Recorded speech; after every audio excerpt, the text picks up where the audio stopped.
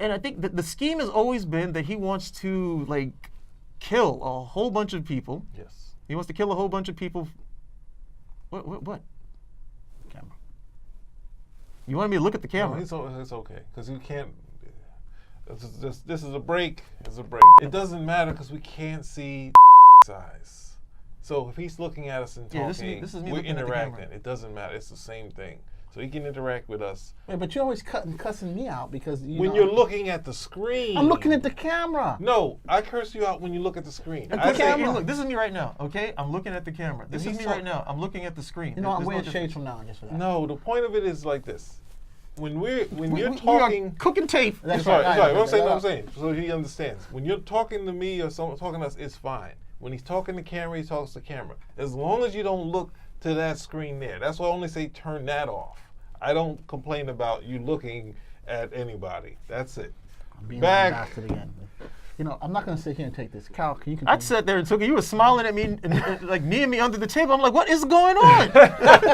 I was not kneeing you under the table. Do not say that Wow. on friggin' TV. No, You know what I'm trying to say? I think we have an opening. Oh, my God. Dun-dun-dun.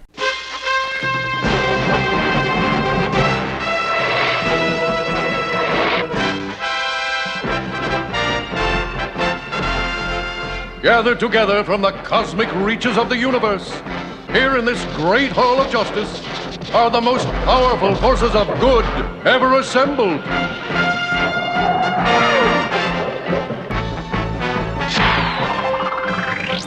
Dedicated to truth, justice, and peace for all mankind.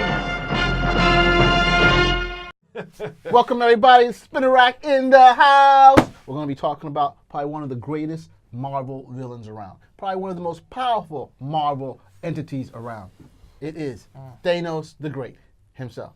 The man, the wielder of the Infinity Gauntlet. The man who brought all the most powerful soul gems throughout the universe into one place. The man who's handled the cosmic cube himself. The man who only death loves. Thanos. I present my man, Cal, Petey, Cal, doesn't matter. They're interchangeable. Guys, background on the Mad What Titan a himself. statement. You know? Last time I checked, Death doesn't love him. He's been trying to win. Did that change? Did she finally say okay? She did when what's the name? When he's made out with Death a few times. Yeah, Death showed herself as being a hot woman. Yeah, she's just being teased. She can show herself to be And then anything. they sort of when Captain Marvel died, that's when it was like I'm at peace. And then Silver Surfer needed to be saved. Let's get Jim Starlin. So he said, well, let's bring Thanos back. Yeah, because I made him. So let's talk more about Thanos. Thanos, who is Thanos? Where is Thanos from? Why does he have purple skin? Well, You know? let's say this. Thanos started out as a drawing from Jim Starlin that was sort of more like the new god called Metron. And then, was it Roy Thomas and Stan Lee? They looked at it as like, if you're going to steal from the new gods, why don't you do the cool one? Darkseid. So they upped him and say they beefed him up. So it kept sort of the headgear, sort of full body mass, but they beefed him up. So everyone looked at it and immediately was like, wow. And you also have to remember that Darkseid didn't really fight that much early on. He was more of a plotter and planner. And obviously, Thanos is also a plotter and planner, but he also would shoot, beams and like Darkseid has Omega, but they had so many different effects. They could wipe you out, or they would just follow you, and it's just cool like that. Where what's the name does So the hold on a basic. second, Petey. I just want to make sure clarify this because I know I'm going to get pointed out this again. We're saying that Thanos is a clone, is Marvel's clone of Darkseid. Are we saying that? We're not saying. Or has that. he morphed into I'm that? saying that there's two aspects. Whereas he liked Metron, and Metron was a person that was above good and evil, and Marvel's like, come on, and they upped it and it added to the character. So you can say yes, it is a clone, but it's the way Kirby had him was Darkseid really wasn't going to fight at all, and then he slowly became more of a hand-to-hand guy. He's part of a 3-generation character series. You have Darkseid, and Darkseid was influential, and Darkseid begat Thanos. Thanos was also influential, and Thanos begat Mongol. No, it's the same guy who created Thanos. Yeah. Created Mongols. So Yes. it's like, I'm doing it again. What? And it worked. Same thing. We have And this guy's really just into fighting. we have Slade. You have Slade Wilson. Slade Wilson is Deathstroke in DC Universe, and then you'll go to the Marvel Universe. You have Wade Wilson, who's based on Slade Wilson, and he's Deadpool. So you know it's not the Go to I don't know Deadpool. about it's not Deadpool's just it's not completely it's not the first stealing. time it's happened. It won't be the last. Okay, so where did the Mad Titan come from? Clearly, Titan. Yes, Yes. that's why he's the Mad Titan. No, is he the Mad Titan in terms of But this- the Roman god of Titan, or If is I he from recall, another place? if I recall correctly, there's a prophecy around Thanos when he's born. I think his mother tries to kill him when he's born, and you know she just totally hates him. He's born. He doesn't look like any of the other Titans either. You know, with the craggy chin and purple skin. They're just like, look, this guy's evil at the end of the day. And I'm pretty certain. I think his mother tried to kill him, maybe more than once when he was actually growing up. And it's not until he reaches full adulthood that he seems to start having. And I'm cutting out a bunch here because most of the stuff that I read with Thanos was just that Captain Marvel run. For me, that was the good stuff. Then you get the Infinity Gauntlet stuff where it's like, okay, this is one book stretched out over over 6 issues. The first 2, the Thanos quest, that's actually entertaining. Okay, it's not too believable with some of the idiocy on the part of those elders of the universe, but it's entertaining. But in that first Captain Marvel series, it's like once he reaches a certain age, he seems to have this fascination with death. Hence, and of course, his name is Thanos, based on the Greek god Thanatos, and so he has this obsession with death, and that just leads him on this And the Greek god Thanos is the god of death. not Hades. No, Hades is the god of the underworld. You know the Greek thing. They parceled everything out. You know, you could have the god of the chair and then the god of the handle. You know, they parceled everything out when it came to it. So he seems to have this the plot line that used to run with him, and this is up through the Infinity Gauntlet, is that he wanted to somehow kill off half of the universe's population and present that as a gift to death because he was in love with death.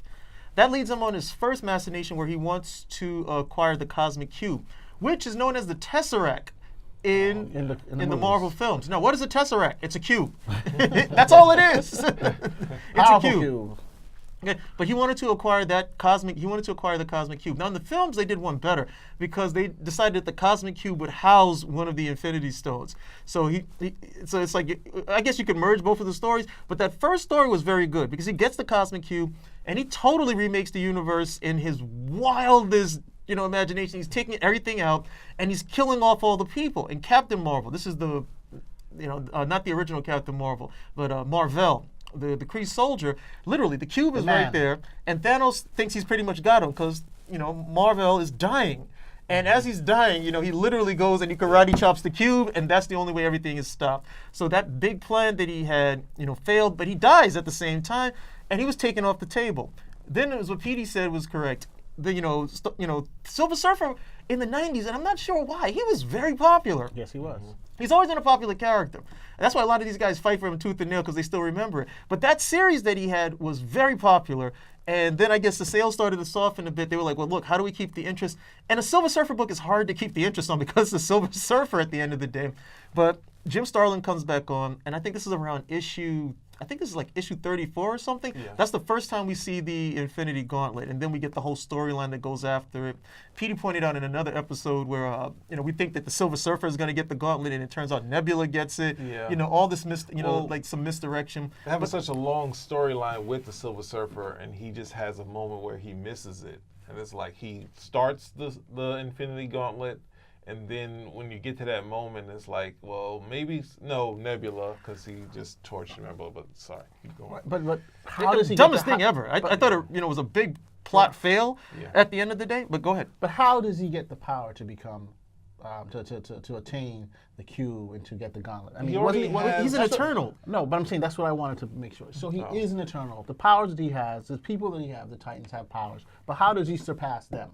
How does he become the biggest, baddest, most powerful? I mean, in essence, to gather all that power, he can take on a Galactus himself, right? The thing is that even without the power, Starlin has had him go toe-to-toe with Galactus recently. So it's hard to really gauge, did he even need a gauntlet when he's already going toe-to-toe with, like, he sort of beats, I forget the storyline, but it was like, he has this thing with Galactus, and he blasts Galactus without the what's in the gauntlet, and Galactus is like bouncing around, and then his helmet is off, and I'm just like, what? It hasn't had a fight like this. Yeah, and then Galactus actually shoots him, and he's still there. But you have to understand, when Jim Starlin is writing Thanos, there's a lot. He's going to give him a lot of strokes at the end of the day. You can't really. It's like a totally awesome Hulk fighting Thor, like we did the other week. You can't take it seriously because this guy's like, I'm not going to let my creation lose. But people are taking it seriously then they go through like a couple issues where ultimately Thanos wins, and it's just like Galactus is all a mess. No, you can't take it seriously. I can take it seriously because there's the battle board guys. They're out there. I'm in the comic store the other day, and I see a cover, and it's the Incredible Hulk holding Mjolnir up. And I think it's like totally awesome Hulk. So everything has become like those what if comics that we used to love. Right. The Marvel Universe is now the what if universe. It's like, hey, what if the Incredible Hulk had Captain America's baby? What would the super soldier sperm do with all that? It's just wild madness at the end of the day. So you can't take it seriously because what will happen is somebody who truly understands the characters and the universe and how to build a story will set everything to rights. So all that stuff that happens with Galactus, that'll all be wiped away, or it'll be explained. And then Thanos is someone who lost to Squirrel Girl. I mean, they had like literally a one-panel fight. Lost to Squirrel Girl. A what? No, anytime the battle boards come up, Girl? Yeah, battle board though. anytime it's the battle boards, I always throw that image up. Like, there you go. He lost to Squirrel Girl, but everybody loses. I was like, well, he lost too. So that's pretty much the end of it. Well, I think when Stalin was doing it and it was picking up so much steam.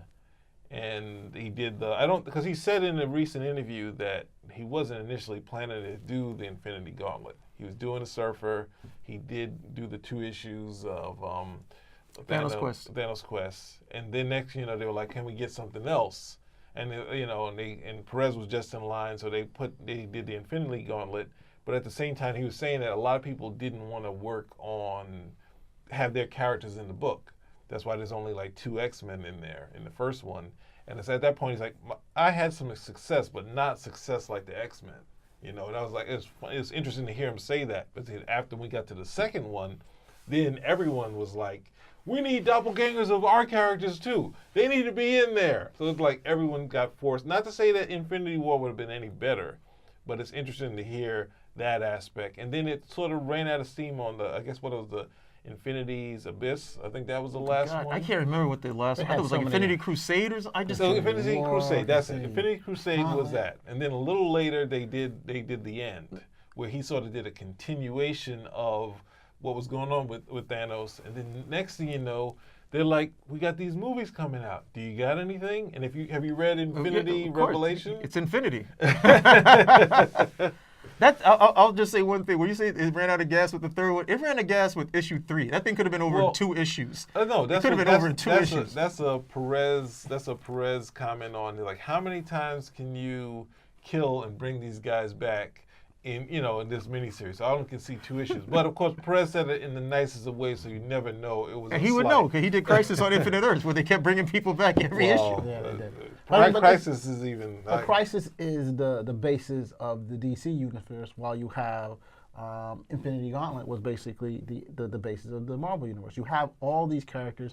It's the bedrock below all this. In the movies too. Look at there's no bedrock below it. It's just crossover. Yeah, it's just pretty money. much. The bedrock is all the money. Well, I mean, Thanos Quest 1 and 2. Thanos Quest 1 and 2. Even that is questionable. It's entertaining. It's entertaining. You have to suspend disbelief when it comes to those elders, or else it doesn't happen. But it's entertaining. The elders are so dumb. That's what I said. You gotta suspend. None of them know how to use the Infinity. You gotta suspend disbelief. You gotta suspend disbelief on it. Fly. Okay, so the elders of the universe are some of the most powerful beings in Marvel. And the stupidest. Without the gems, though, that's the thing. Without the gems, yeah. These guys each one of them has dedicated their entire existence to mastering one particular thing. So you would have the champion, and this guy's the best fighter in the universe. You'd have the collector, and of course he amasses his collection. You have the Grandmaster. The Grandmaster has dedicated his entire existence to being the best sportsman, playing games and mastering all of them. And so Thanos goes, and it's like an Anansi story, like that Anansi story where he gets how does Anansi gets the stories, and he has to trick the leopard, he has to trick the sprite, he has to trick the bees. Right. So that's pretty much what he does. He goes and he tricks every single one of them, and that's how he gets it. So it's entertaining for me in that fashion because it's folklore at the end of the day, and they do it with Thanos. Now, once you get to the Infinity Gauntlet, that's when they're like, okay. I mean, and the thing is, I love Crisis on Infinite Earths, and I could put the same criticism to that. Like, this could have been over in 4 issues. It didn't have to take 12. And with the Infinity Gauntlet, it's like, well, literally, part 1, he gets the gauntlet, he wipes everybody else. That's issue 1. Issue 2, we bring everybody back because we can't, of course, let this happen. Because by the time you get to issue 3 or 4, and that cover for issue 5 was ridiculous. You had Galactus, the In-Betweener, the Living Tribunal. All these guys are on the cover, and he's like, "Come on!" They're like, "You gotta be kidding me!" They really gave him some major stroke. They were like stroking and cuddling at that time. But hold on, with the power of the gauntlet, it changes all things. So he is practically the most powerful being in the entire Marvel Cinematic Universe, right? I mean, isn't it all universe? Well, it doesn't. Or is it just one Marvel universe? Yeah, the gauntlet allows you to do whatever the hell you want at the end So of in the day. essence, you are. Who's the most powerful character in Marvel right now? The Living Beyonder. No, isn't the Living? The Beyonder. No, the Living The Tribunal. Beyonder. Yeah. Or the one above all, or one. The Beyonder. One above all doesn't count. That's like saying the writer is the most powerful character. You know, it doesn't count. Right, so the Beyonder. Well, that's the thing. Just saying. I would So- only say that but the he's as Beyonder. powerful as that then. No, the Beyonder actually, kicked over all the Celestials. Like, get out of here! And it's like that's what the that Infinity sucks. Gauntlet got to.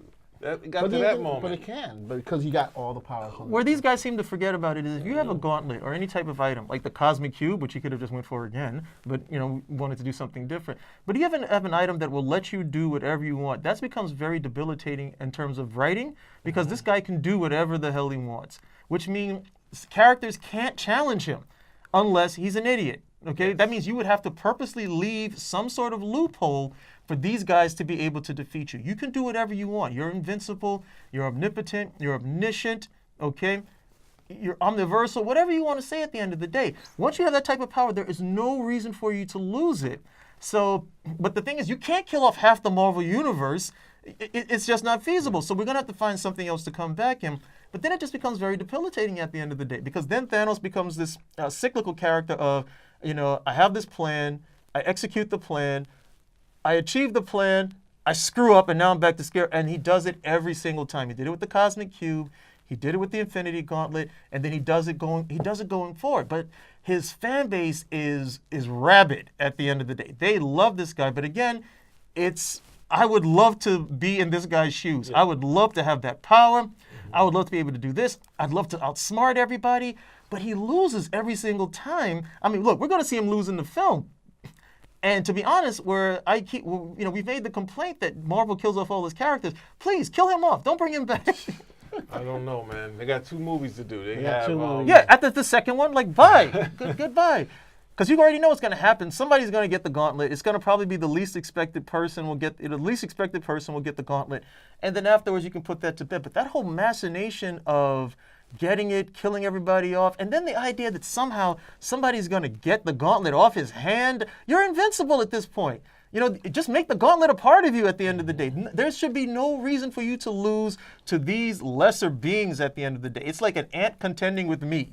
Okay? I'm just going to step on you and that's the end of it. I'm not going to come over here and say, okay, ant, here's how we're going to fight. Crawl in my eye, okay, and start ripping up my brain, and let me see if I can get in there and get you out. That's just not feasible, and that's what they do with these stories, unfortunately. So, just to make sure our audience gets what's going on, Thanos is without the gauntlet, is as powerful as who? Everybody. Yeah, any and everybody. Without the gauntlet. But Yes. with the gauntlet, he's what? Then he's even more powerful? Oh, no. No. So I'm trying Without the gauntlet, he's just like any of the other Titans.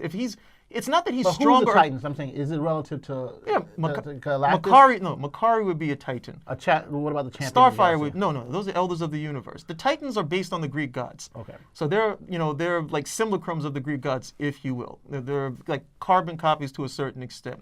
And then their names are very similar to some of the Greek gods and to some other like Roman gods or some other gods. So you have like the speedster, Makari. You have the guy who would be the lead, and that's Icarus. So what I'm saying, it would be, his power would be comparable to like Odin's.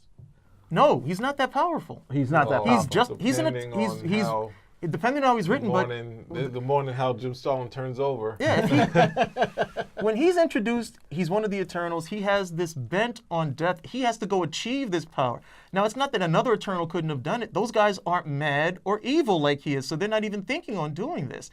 Over time, they want to try to aggrandize his power, but this guy is just he's an Eternal like all the rest of them. He may be a little bit stronger. He may be a little bit, more powerful in terms of like he can do an energy blast where Star Fox wouldn't necessarily do that. But he's just an Eternal like the rest of them. He's been aggrandized. So he couldn't take on Odin on his own. He couldn't take on Thor on his own. If there was a battle board, I'm just saying. No, you can't do the battle board. They find a way from the wind. The battle board, you could take peanut butter and beat beat Godzilla with it. Okay, got it. But with the gauntlet now, he is the cat's meow. With the gauntlet, you can do whatever you like. Well, that's where we're going into this. It seems like since what was it? In the Thor movie, they're probably running into either the Guardians or they're running into Thanos. That was Thanos. I'm pretty sure. That was Thanos. Yeah. And then, I mean, this is what we can gather. There's a big fight, and the Hulk gets thrown to the earth, right? Right. And that's like the coming of Thanos. And that's the other problem is that are we going to get a story like the Thanos quest where everyone they're probably going to get beaten the hell out of him and he just picks the things, but I need a little more. If we're doing something where he outsmarts everybody, I'm going to need something more than him just trouncing and stepping on everyone and just taking it and walking along. I'm having a hard time seeing what's going to happen in this movie, but I guess there's some other characters, other villains they're going to introduce. Blasphemous! Blasphemy! So what? You can't be talking about the Infinity Gauntlet like that. Blasphemy! Bite your tongue. No. I don't know. I'm still thinking of what you're saying. Like, where in terms of powers, and that's all over the place because it depends on how hard they want to stroke him that day. It's I mean, this is a guy who, at the end of the day, would probably give should give Thor a good tussle, but that's about it. He's not a challenge. Odin, he would not be a challenge for Odin because Odin was somebody who could alter reality, had an infinite power reserve before they just started going off with Thanos to the point where it's, like you said, it's like, does he have the gauntlet on when this is going on? Yes. Because a lot of this stuff shouldn't be happening. So it really depends on, how much favor they're giving him in that particular story. But baseline, the Eternals are, No. he might give Thor a run for the money on a good day, but other than that, no. Now, I'm not sure if they're the same. The Titans and Eternals are the same guys. Are they? No, the Titan's the name of the planet, Okay, and the Eternals live on Titan. Okay, because did what's the name? Did Starlin attach them to them, or did Marvel say these Eternals and because I don't remember them being connected. Who being connected? The Eternals and Thanos. Yeah, he's mentors, isn't he? He's mentors. Mentors. I'm saying, but they have who's it? Who I forget the guy who's their lead guy. Zurus, great Zurus. Yeah. He's the big guy in the Eternals, and they would double over for the Greek gods. And Mentor was something else. Mentor is his father. Well, no, Mentor is, but Mentor doesn't relate to Great Zurus. No. So I'm not sure. I don't remember if they're connected or not, but they could possibly be. Right.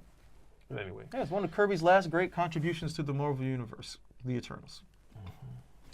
Last and final question about this, guys. Darkseid and Thanos. Who would win? Darkseid. Yeah, Darkseid. Because Darkseid is more an equivalent to Odin. Because the copy is always inferior to the original. Okay. Darkseid doesn't fight. He's going to take him out. The Either Omega way. Effect alone. Oh, well, you go into that aspect. The Omega Effect alone is just superior than anything that Thanos would. Yeah. This is different, and this is the difference between the Marvel Universe and the DC Universe, where you could show Thanos over there, and Galactus is like, all this energy, and he's like, and he's still there. He just loses some armor. The Omega Effect, Darkseid could just send you to the other side of the universe and not have to think about you for 5,000, 10,000 years. He could send you through time. The Omega Effect has a multiple amount of applications. So it's not even a question at the end of the day. But then you get these guys coming over here, oh, that's not really Darkseid. That's one of his avatars. No, people. Okay, no. Stop sucking him up as well. Okay, that avatar thing, the avatars always announce themselves as avatars. So if it's Darkseid other than that. So yeah, Doomsday knocked them out. You don't have to like it, but that's what happened. I'm not buying Dark into side. the Doomsday thing. I didn't like it either, but hey, They knocked shouldn't them even out. be fighting. They But- shouldn't. And they also got rid of. They can't use the total wipeout on. That's the funniest part is who is it? I think it was Louise Simonson and Chris Claremont talking about going into doing what's the name? The X-Men and Teen Titans, and they're saying, I said, the only character we can't use is Darkseid because Darkseid, Desaad because Desaad was killed. Like, no, Desaad was a total wipeout. He used the Omega beams, used the total. You can't come back from that, even though they brought him back. Kirby brought him back, but at the same time in the comic, it was like there was nothing. He wasn't going to another time. It's just like it's called a total wipeout. It had the quotes, the Kirby quotes, a total wipeout. So. But I mean, with the Infinity Gauntlet, Thanos is unstoppable then. Yes. No. Against Darkseid. Yes, he is. You still have what? That's the No. point. Because he's unstoppable, but people stop him. That's the point. They That's the point can't that I keep stop going him with in the him. first film. They're gonna be beaten, and he's gonna kill half of the Avengers. He's unstoppable until somebody takes off the gauntlet and stops him. How can again. you take that gauntlet off? Look at that. I don't thing. know. That's It's Nebula. like, oh, you know, it's I don't gonna know. come off. Ask her how she did it. It's like, why doesn't he? He's got into a fist. Shouldn't be holding it Like, open. there was this alternate. I was reading this comic. They went to this alternate universe, and when they get there, there's the Gray Hulk, and he has on an Infinity Gauntlet on one hand, and an Infinity Gauntlet on the other hand. So I was like, what do you need two of them for? Shouldn't one be enough? I guess in case they take off one. Well, I still got this one. No, you got this on. It's this conundrum that you really can't get by. It's like the Green Lantern ring. Okay, you got the ring on. Nobody should be able to take that off. Yes, Robin. They had some other. Then worse is having was it Slade Wilson having more willpower against Kal Reiner. Like, you can't use the ring against me because my willpower. Like what? What? That's crazy. But like I said, it all just depends on who, how much favor they want to give, at that particular day. But those type of stories are the outliers at the end of the day. Okay, those are the outliers. I don't know And comic anymore. book guys really like to argue the outliers. You could have Yeah, they do. an abundance of other stuff. Hey, look at this. What about this? Look at these images. What about these pages right over here? No. Forget all about that. These three stands. Okay, this is it. This is everything that we need to know because it wins your argument.